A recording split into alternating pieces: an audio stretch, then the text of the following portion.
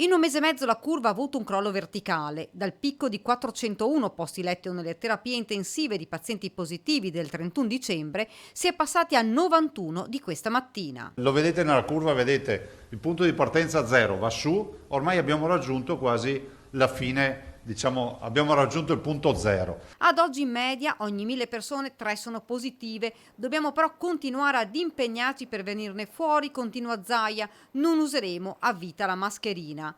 A preoccupare sono le varianti, stiamo irrobustendo le microbiologie per sequenziare, spiega in autonomia. Sulle varianti bisogna fare molta attenzione, perché abbiamo la variante inglese che qui è già passata, rappresenta più o meno il 18% dei contagiati veneti, ai dati di oggi sulle sequenziazioni che abbiamo fatto, poi c'è la brasiliana, la sudafricana e quindi questa è la vera preoccupazione. Sulla possibilità di un nuovo lockdown nazionale, Zaia è stato chiaro, chi lo propone deve presentare anche un dossier con dati certi, perché ad oggi la nostra situazione sanitaria non è così grave da imporre nuove chiusure.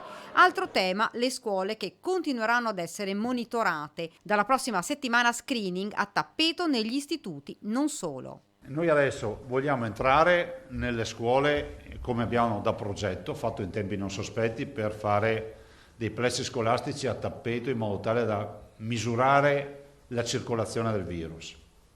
Nelle medie ci siamo messi in testa di approfittare, di cominciare con il tutor, con l'autosomministrazione guidata nella terza media.